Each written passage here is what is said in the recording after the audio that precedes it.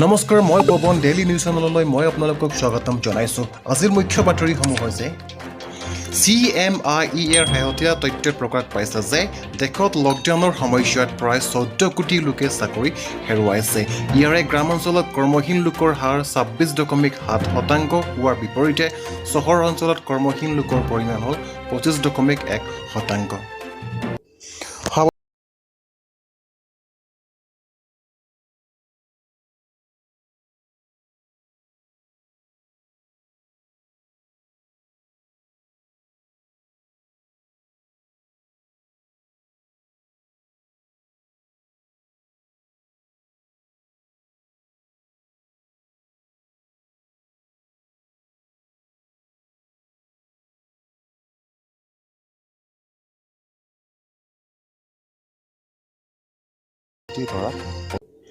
COVID-19ৰ পৰা মুক্ত লোকৰ পুনৰ সংক্ৰমণ হ'ব নোৱাৰে বুলি কোনো প্ৰমাণ নাই।